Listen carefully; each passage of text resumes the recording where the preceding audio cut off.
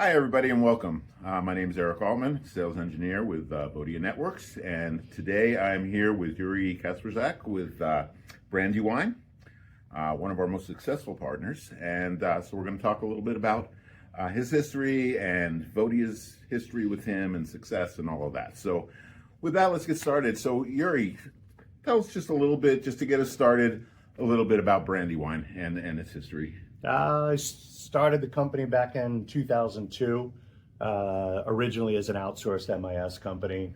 That was in response to, Windows 2000 and all that going. So I got into the tech game, and then the tech game kind of led me to other avenues, cameras, door systems, things of that nature. And obviously telephone fell into that. So originally I cut my teeth on like old Panasonics, old comm dials. But being a tech guy, pretty much everything I saw was, everything was leaning towards IP. The camera systems were archaic, the door systems, anything I could do through a laptop. So that led me to the phone. And that led, I think one of the first IP systems I did was the 3CX, and I forget which one that one was, or not, I'm not, sorry, 3Com. Okay. Going way, way, way back, and this is like, That is way back. Yeah, 1999, 2000, I forget what they called it.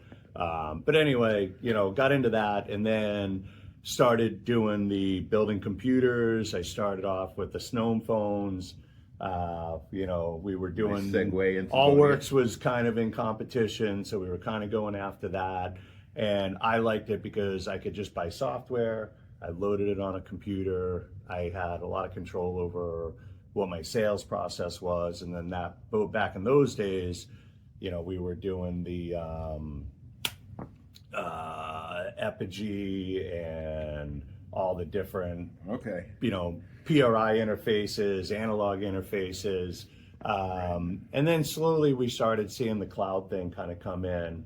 And at first I was honestly resistant. I didn't see, internet, people had like 512 internet speed, so back in the dial-up days we and all started of that. off, okay, let's do some SIP trunks, and then the SIP trunks started going to the cloud. And I remember thinking, wow, I have like 3 customers on my cloud server. Ooh, good start. Yeah. You know what I mean? We were rocking it. And so slowly I turned that in. That's where the shift was for Brandywine, the history of that's where my starting with Vodia and really embracing that. And all of a sudden going like, wow, this phone thing is going to be on fire. And so talk a little bit about that, about how you kind of came into starting with Vodia and kind of what challenges that brought, what successes that brought, things like that. Originally, we've been working with Vodia a long time. I think in early 2000s, we actually had the first partner training. Before Vodia was even Vodia. Before Vodia was even Vodia, exactly. We literally started on version 1. Did a training, and back in those days, it was H323, you had MGCP, and then SIP. We're all fighting it out. Yeah. And we all bet on SIP, and here we are. There you go. So, it's been a long journey with the Vodia for me, with with Christian. We've worked together a lot, and, there's a lot has been done. No, I know about a lot of that. Yeah. So, talk about the success you've had with Vodia, because obviously you're one of our most successful resellers in the world. So, what are the secrets, or what have you done to bring that success on, and how do you plan to maintain it? I think the 2 biggest things that really unknowingly got me out of the gate was the multi-tenanting, which was very rare at the time. You know what I mean? Everybody was, asterisk, and look where that ended up. Well, again, I always tell people, I hope you have a good Linux background if you're going to be running asterisk. I started on Windows. We run on most people Linux did now, but yeah. And, So yeah, the multi-tenanting was a big thing, and then not even realizing a session border controller built into the phone system. That's big too. Well, yeah, I mean, originally, I can go beyond. Before I had even gotten involved, and before I even knew Christian, it was, I forget what they marketed it under, but it was a separate session border controller. It was a separate PBX, and I think it was like a separate media server, something like that. And then that got put into one product. So again, I kind of stumbled into it. Some people were like, hey, you should, really look at this phone thing. It's really, and this is like Vonage was only doing residential. Yeah, you know what I mean? So, but I always kept my ear to the ground, and that's kind of like my past success up to now. I mean, one, you have to reinvent yourself constantly. You can't be complacent in this market, and that's, I would meet customers and what are your pain points, or what do you have? They'd be like, oh, well, like voicemail to email with text transcription. I remember like voicemail to email was like is that extra? And now you're like, I couldn't even sell it without it. But like I had a customer who was like, oh, well, we have Vonage and all their, we get the emails, but they're transcribed. And I was like, what? And then I was like, all right. So I went back, did a bunch of searching, and worked with Vodia. And that was the biggest thing. Like I came to Vodia and I said, hey, look, Vonage has this. We need to compete. I can't just go in with like kind of an almost product. Our whole thing has always been shop local. We sell it as a managed service. So, we go in and we're like, hey, we sell the fact that we're a smaller company. We're a boutique. We're very good at what we do. We're like, hey, if you want to deal with, the Vonages and the 8x8s of the world, then yeah, they'll send you a YouTube video. You watch the video. Exactly. Good luck. Now you're a much phone less guy. Personal. Yeah. Yeah. Well, for us, it's it's old school. They came up selling a phone system where you sat in the office, you met with these people, FaceTime, and they would, there were meetings, and you know what I mean, like and then the day of the cutover, you had a team there, and they were there all day. I've been in the industry a while myself. So exactly. So you remember those days. Yes. Now you're like, I just fill out an email, I drop ship 10 phones, they plug them in, you're Don't up and even necessarily running. need to meet anybody. Yeah, exactly. You know what I mean? So I think, so kind of being aggressive, and if I was to encourage other resellers, it's finding those niches, finding those pain points. I sell our product as a solution-based product, not like the Panasonics and the Avayas of the day were like, this is how we do it. You have to fit into our ecosystem. Much more flexible these days. So you need to offer that flexibility in order for people to, come along on board. Exactly. And when you get into like the open source stuff, I was kind of lost. Like I'm not a programmer. I'm not, I don't live in that world. I'm just a sales guy. Leave that up to us. We are constantly upgrading the software, as you know.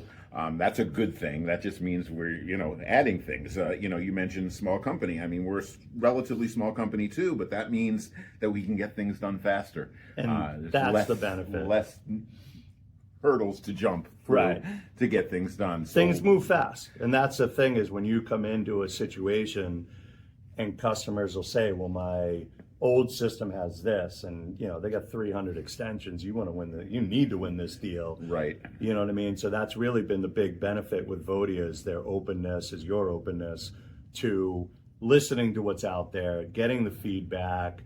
You know what I mean? You don't necessarily live in a bubble where I think a lot of companies live in a bubble. They do. And it is, like you said, very rigid. It's like, these are the phones we use, these are the trunks we use, this is the software, and that's it. Yeah, end of story. As a reseller or an MSP, you're just kind of passing them your customers. Whereas here, we're more about, hey, build your business on us. We're the PBX. Yep. And you can source what SIP trunks you want to use, or based on what the customer needs, or what phones they want to use. So we're compatible with just about everything. And if we're not, let us know, and we'll figure out a way to be. Exactly. And I think that a lot of the things coming up, like just that's what's been getting me to this point. But the reality is that the last 10 years, like VoIP was on fire.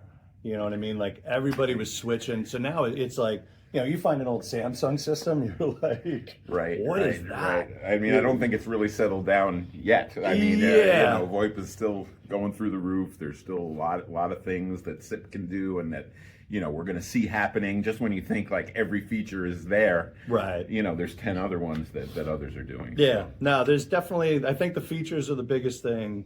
In my opinion, it's flattening a little bit because so many people have now transitioned to VoIP. So now it's like, how do you win those customers? You know what I mean? Like, what's going to let Ring Central? So how everybody's kind of like eating off each other now. Like, you're trying to get customer from Ring Central, or Ring Central's trying to get your customers. But obviously, competition's out there. The competition is heavy, and a lot of these guys are heavy in like CRM integration. There's a lot of opportunity in that. And again, these are things that we have developers, and we can do that as it's needed. Exactly. We do a lot right out of the gate, but if you come to us with some unknown CRM, and it can get done. It can get done. If there's a case for it, then it can get done. So I think that the next kind of piece of it, I think, we've really kind of, for Brandywine, where we've gone is like, it's not even a phone system to me anymore. It's a platform. So, like you guys know, in the last year or so, like we worked with you guys to integrate door systems. Yes. You know what I mean? So now I can go in and say, yeah, okay, you got 25 phones. You want to be able to open the door. You can push a button on the phone. You can open the door. Now you have the Vodia app on your cell phone. Yes. You know what I mean? Like, I was selling door systems along with a phone system. Then I was like, ding. It's all part of it. Why don't I It's just all part bake of it this now. in there? You know Absolutely. what I mean? So that's been a big one for us. So now you can, with the product now, you can, and the APIs that you guys have opened up for us, I can turn lights on and off. I can control doors. We do a ton of like overhead paging. We do school bell programs. All now these I'm like, things come up. well, it used to be that you sold a phone system. They're like, does it integrate with my bell system? And this. Now you don't necessarily need that. Right. Now I'm like, well, why? You don't need a bell system. We can provide that for you. Exactly. And I think that is kind of a big thing. And that's why, like I say, now it's an ecosystem. It's beyond just being that. And I think that is, all that stuff is just normally open, normally closed contacts. And when you realize, and that's been... That sets up the future. Yeah, well, Fanville, honestly, not to be brand, those guys have been absolutely fantastic. I can't say enough. I think they're an underdog out there in the industry, but they've been so similar in how we work, how you guys work. Whenever we have something, we open a ticket with them, we present our case, they look at it, and they already have a lot of this stuff baked into their system. It's crazy. Like, they're already looking at doors, they're already thinking about this stuff. So it's been nice, you know what I mean? And that's where, if you're just selling office phones, and some people, that is what they do. But, we're Exactly. more about, like you said, this is solution selling. Right. This is, we've got the full solution for you. And yeah, we might still use some third party where we need to, but we're really Right. bringing it all into the PBX as Yeah. well. So that's a great thing. and I think the last piece of it we're really driving home now is the AI integration. Absolutely. And I think AI is kind of like the cloud to me. There's a little bit of BS involved with the marketing terms. Everybody's AI, but Right. I think to me it's it's the LLM. We can take the Vodia, we can put it into any LLM. We're using ChatGPT, we're using Claude, we're using Gemini. So we're developing with all those platforms, utilizing the API. And we're also, I think our biggest differentiator is we're looking at the back end, not necessarily the front end. All our competition's going out there and saying, hey, we can answer the phones for you, we can do this. The whole auto attendant, say somebody's name or whatever, that's a great thing. Exactly. But that's an entry. That's the beginning. We've got some examples in our documentation, right, in the software of how you can build different voice agents for different things. Correct. So that's all there, and we're really at the tip of the iceberg there. Yep. So, which is a exciting piece Yeah. of all. And then our biggest project right now, well, especially with the AI, is we're going after the cell phone market. So everybody's got a cell phone, so everybody, well, everybody's going app driven. The hardware is receding on the desktop. So our thing is, there's fleet companies out there. We're marketing on ours as Fleet Mobile. Companies have 600 cell phones and 30 desk phones. You know what I mean? Yes, it's kind of we're we're letting all that revenue go to Verizon and AT&T. So, not to give up too much of it, but we're essentially taking unlocked, right now we're a Motorola partner, we're an AT&T partner. So Motorola, we get brand new phones from. They're a great phone, sub $300. They have iPads. So we're looking at companies, large home repair companies. They come in, these guys are tracking home visiting nurses is big for us, home health care. They all have a cell industries phone. that do work off of their cell phone. I mean, it totally makes sense. Exactly. So we were able to essentially build our own MDM, for a device management system. So we used software for that. We integrated that with the Vodia. We have the Motorola phones. We use a data-only chip. And then essentially we put the Vodia app on the phones. And there you go. So our thing now, and to preach Fanville once again, they've got those carriers with the wireless charger. They got a Bluetooth handset. Right. So you can deliver that tactile piece of it. And then with the AI piece is what we're calling the concierge. You push the button, and now from the back end, I can say, what's the number for Home Depot down the street? Call Home Depot. Is, Bob on the phone? We have the ability now where you can just push a button and say, park my call.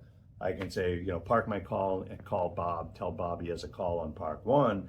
So now we're really trying to automate those processes on the back end. So we're not only focusing on, the customer calling into your company, but we're also, how can we make your workflows Day to day, yeah, the day to day on the back end. And I think that's a piece that, again, that people aren't looking at. And there's a lot of work out there. There's plenty of opportunity. So I'm kind of glad you're barely scratching the surface here. I'm not hiding my secrets. You know what I mean? Like, I'm confident. Anything we do is something anybody else can do. You know what I mean? So, for the people out there who are listening, if you're doing the Vodia, you're thinking about Vodia, you already have a great, ecosystem. You're making money with the Vodia. I can tell you that you can make more money than you are even realizing by using that as an ecosystem. I, started off, like I said, selling Panasonics, and, we're a multi-million-dollar company now by selling Vodia. All right. So, yeah, you can turn it into whatever you want. It's, Absolutely. And that's, when people, why Vodia? What draws you to them? And I'm like, it's just the openness, the ability to get things done. I've learned so much. So, now we have our own programming staff. So now I've got guys on my own staff who are doing the things that I used to have to come to you, and that's attributed to the APIs. Open APIs, yes. You know what I mean? So documented open APIs. Now the world is your oyster. Absolutely. That sounds great. So that's pretty much where we came from, where we're going. I appreciate the opportunity, and hopefully we can, my story can inspire others. You know what I mean? Whoever's out there, whoever's out here watching whatever it is that we're doing right now. I appreciate your time. I appreciate you, doing this with us today. Absolutely. And, absolutely. hopefully those out there can gain something from this, and we'll continue to do a webinar podcast series with others, but we thought Yori was a great one to kick it off. Well, I appreciate that. I appreciate the confidence. I know when you first look at me, I'm not your typical... Can't judge a book by its cover. No, and more, just even more so to tell you that, I'm just some common dude who but you have put your nose to the grind so and built it, and, and you local. can too. I like that too. Exactly. So, all good. All right, man. All right. Well, I appreciate it. Thanks again. Thank you. And we'll be talking soon. Thank you, everybody.